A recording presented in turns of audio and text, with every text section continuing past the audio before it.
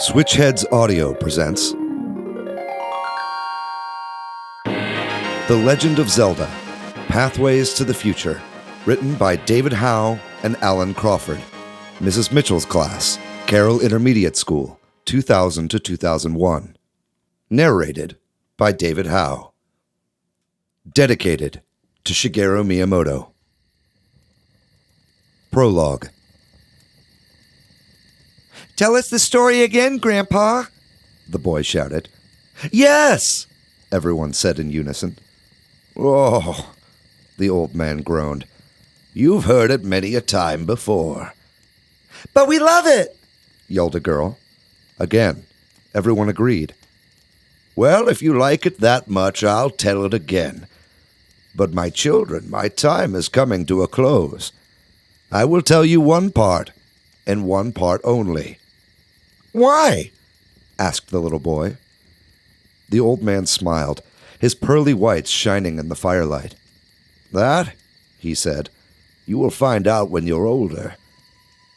"Okay, I'll start.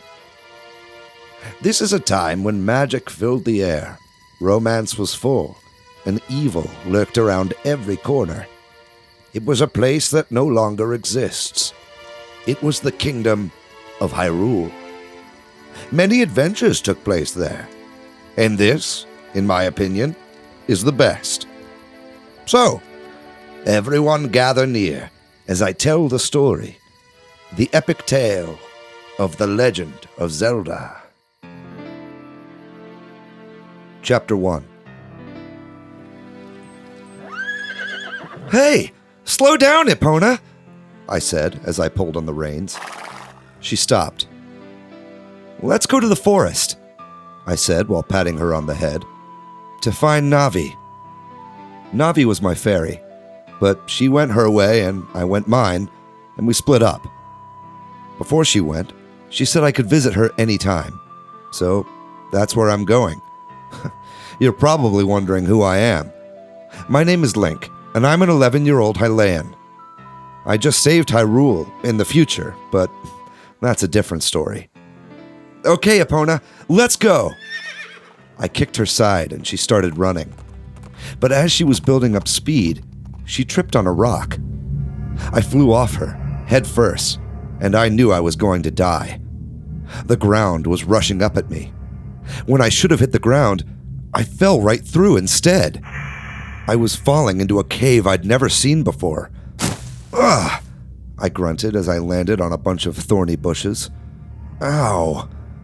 Oh, shoot! There's no way out!" I looked up, but found no hole. It was an illusion.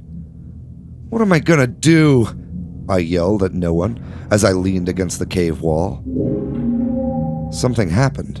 My elbow went through. It was another illusion. I had found a way out. I stood back, got a running start, and jumped through. Chapter 2. To my great surprise, I went through in one piece. I looked back and I found the wall transparent. I saw myself, frozen in time, staring in horror. Wait a sec. If I'm over there, then who am I over here? My question was quickly answered. I felt the strange sensation again as I realized I was an adult. I went back to the wall, got another running start, and slammed right into it. Oh well, I guess I'll have to find another way out, I thought. I looked around. I was still in the cave, only this part was darker, and the ceiling brushed my head. When I pushed at the cave ceiling, rocks crumbled, and rays of light shone on my face. I had found a weak spot. I dug through with the golden gauntlets on my hand, and I climbed out. I was back in Hyrule Field. In the sunlight, I could examine my body more clearly. I looked like I did when Ganon was in power, only more mature. And once again, I had the Master Sword. I saw a man riding up on a horse. It somehow looked familiar. "Oh, it's Epona." "Sir," I yelled to the man as he rode up, "that's my horse." The man stopped. "Oh, my lord, I'm sorry. I didn't know," the man stuttered. "My lord?" Chapter 3. "Lord Link, allow me to give your horse back." He got off. "Hey!" I called to him as he was walking off towards Kakariko Village. "What year is it?" "Your finest year of reign," he replied. 226 HR. Whoa, that's 15 years in the future, I thought. And why was he calling me Lord? I shouted in his direction, "Who rules here?" But he was already gone. I went to the most sensible place to go for gossip, the castle marketplace. But when I went inside, there were no humans. Everything looked right, but there were no humans. The usual noises of the town were gone, and there were no animals. Then I heard a groaning sound that came from behind me. I whirled around and saw about 45 Headz closing in on me. There was only one person I knew who could change humans into Headz. Ganon. This was very bad. I checked my pouches, but there were no items, no bombs, no nothing. I tried to run to the nearest shop, but it was too late. 3 of them jumped on me and started to suck my blood. If I didn't do something, I'd die. My sword started glowing. I'm not sure what happened, but I remember seeing human forms. They were back, and I knew somehow my sword wielded the power from the Triforce. Then I blacked out. Chapter 4. Dad, stop hovering over me. Hey, I think he's waking up. I opened my eyes to find myself on a comfy bed with a beautiful woman leaning over me. For a second, I thought I was in heaven, and Faeror was watching over me. But it wasn't a goddess. Hey, you're Link, aren't you? I read your shield. Well, I fixed you some herbs, and you should be feeling better in an hour. Well, okay. Where are they? I asked in a puzzled voice. Oh, I gave them to you while you were sleeping. You squirmed a little, but in the end they went down fine. She smiled, and I smiled at her sheepishly. Oh, yeah, I'm Candace. I just got back from Calatia. Oh, and if you're wondering about your horse, she's at Candace, do not bother Lord Link any longer. It is past 10. You need to go to bed. I looked to my right to see where the voice was coming from. It was an ugly old man who must have been her father. I'm sorry, my lord, he said. Stop calling me that, I yelled in frustration. Who is this other Link? Why, sir, that's a funny joke, he laughed. I heard a door open downstairs. Hey, Dad, I just came back from Master Link's commands. It lasted about 2 hours, a boy yelled. The old man stared at me. If you're over there, then who's right here? I grinned. You're not from this time, are you? I nodded. You're another Link from another time, right?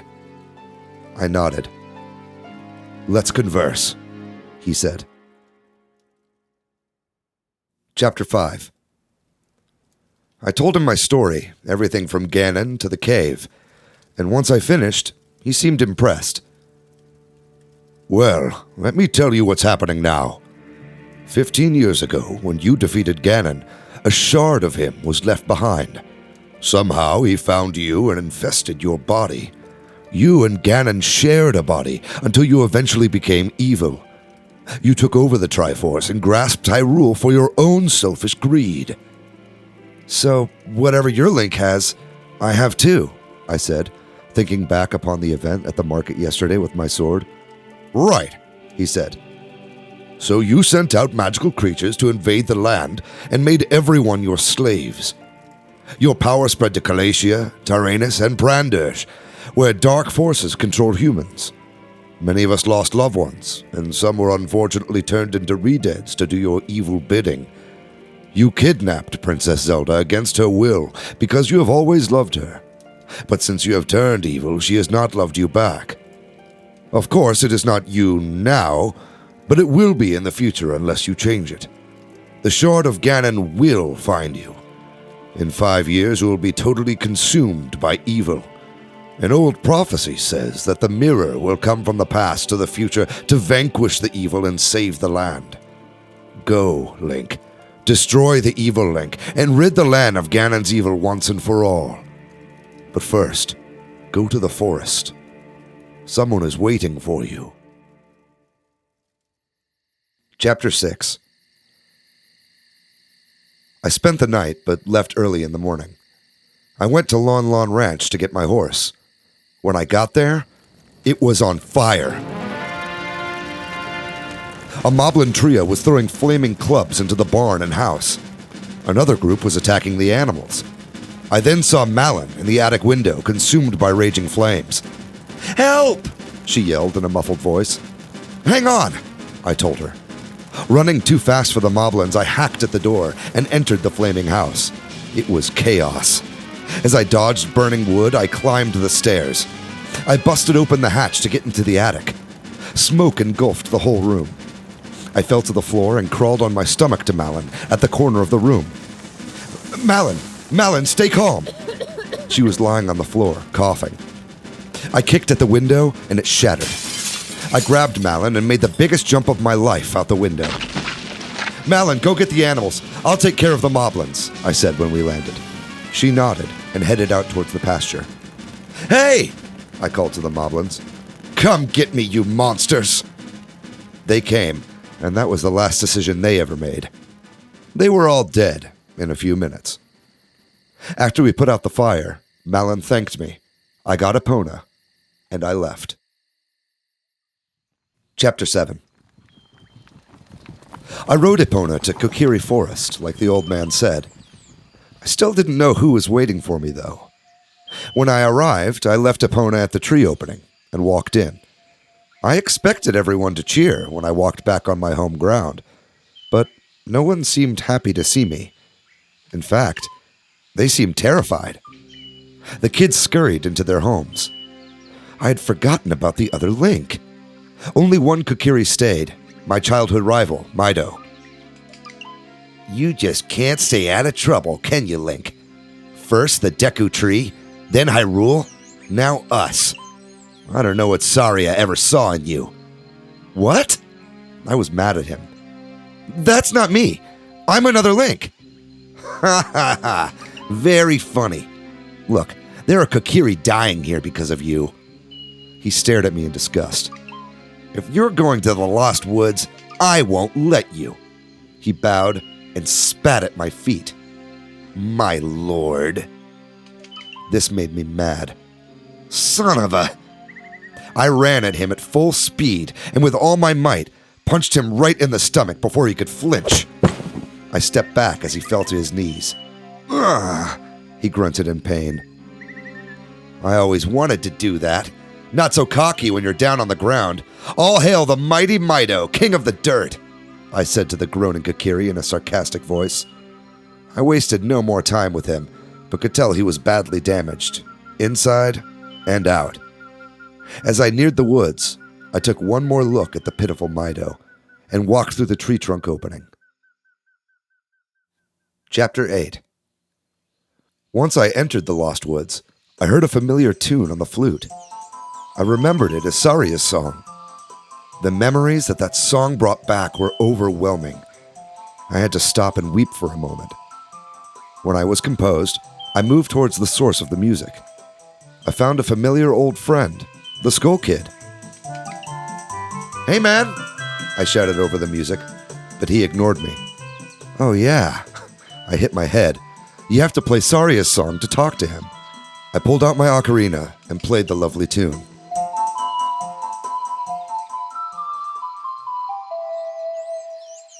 He stopped playing the flute, looked at me, and said,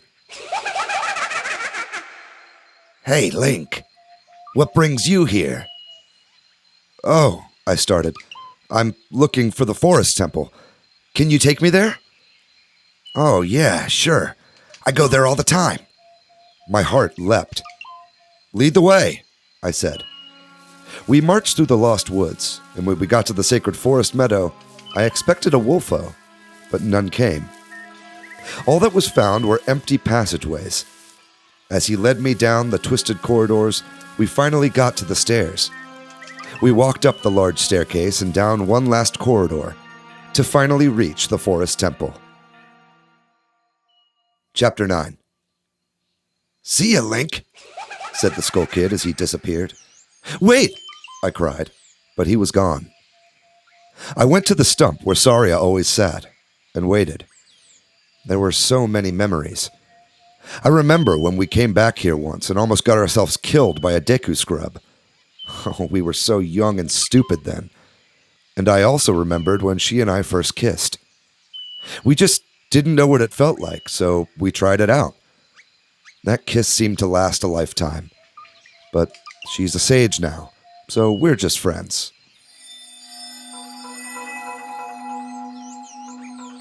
I heard it before I saw it. The blue light from the sky. Saria warped from the sky. It was pretty cool. "Hello, Link," she said. Her voice was like a soft pillow on my soul. "Link, I can't stay long, but I can tell you this. Link, I believe in you. I know you can do this. Your and Hyrule's future is in your hands.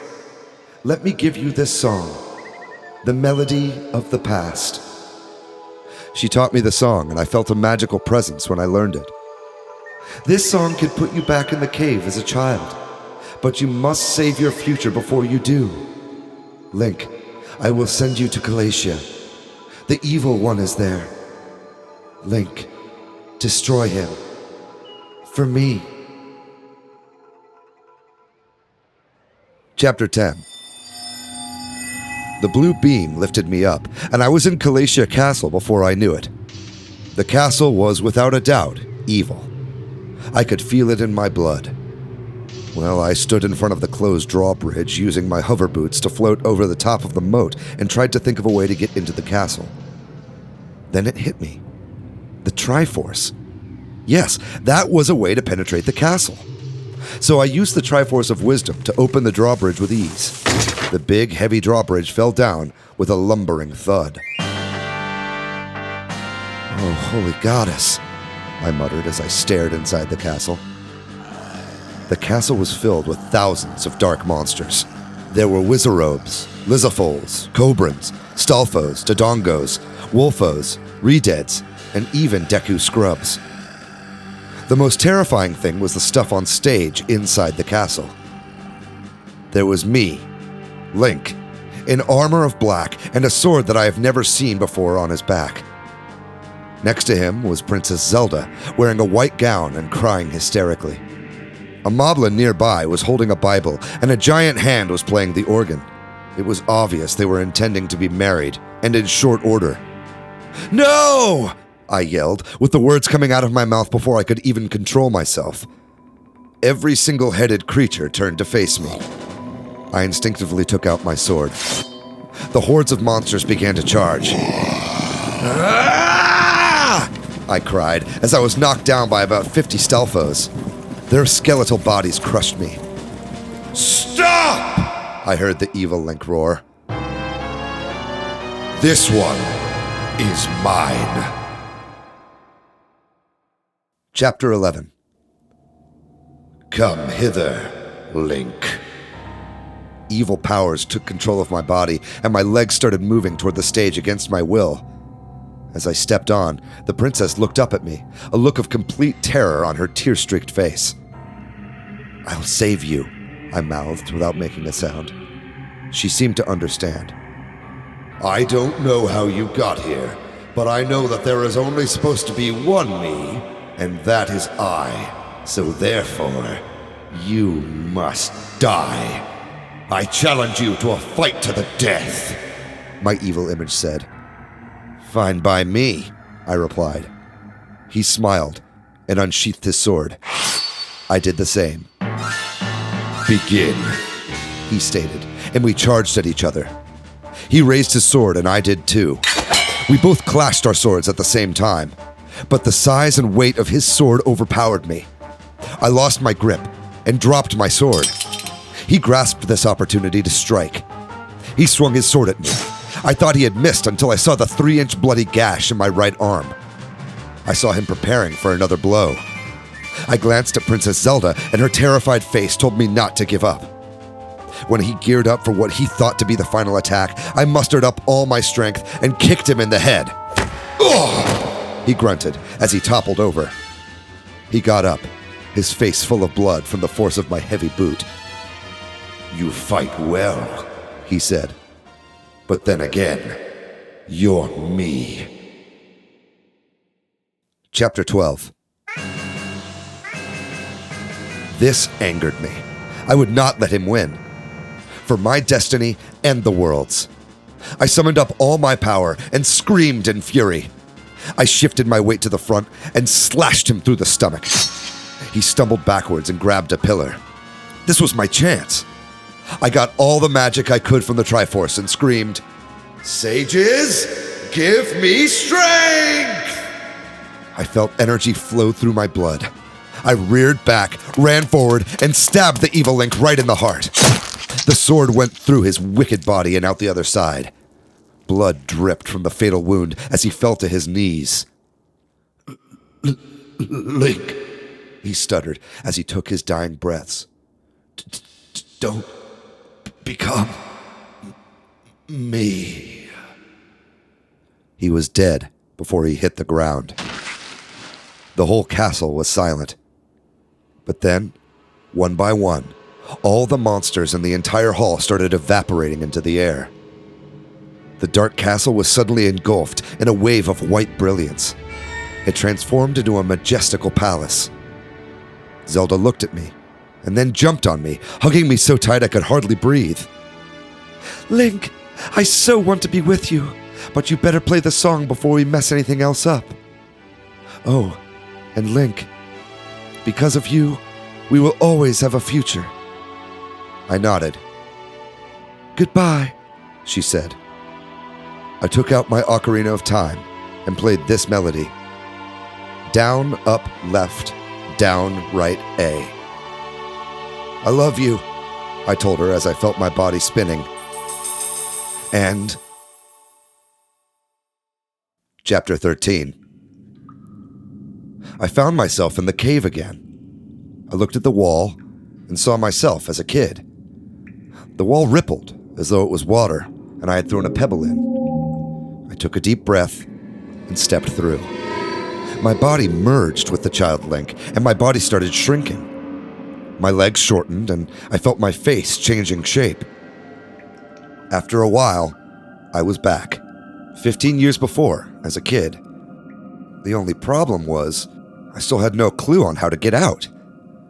When I was thinking, a green light came out of nowhere. A vine seemed to grow out of the ceiling. It was like the goddess Nehru was helping me. I took hold of the sturdy vine and climbed right through the illusionary hole in the ceiling. It felt so good to see clearly again. Epona was still there, as she had been after I fell off her. I hugged her and gave her a carrot. "Okay, Epona," I told her. "Let's go to the forest. For real this time." I got on, and we rode to the forest. It felt nice to be normal again. We entered the tree-filled area. After searching for a while, I heard a sound, and I saw the flash of a fairy. Epilogue. The old man fell silent. The room stayed quiet for a moment. The only sound heard was the crackling of the fire. Then a child blurted out, "Is that the end of the legend?" The old man smiled. "No, my son. That was only a part of the story. The next chapter has lots of sword fighting, monsters, true love, and all that good stuff." "Will you ever tell us that one, Grandpa?" a girl asked. Everyone's head nodded in agreement. "Yes," he replied, "but not today. Now I must go. Goodbye, my children." The old man headed for the door. "Wait!" the girl shouted. "How do you know so much?" "Well," he replied, "I've got parents too, you know."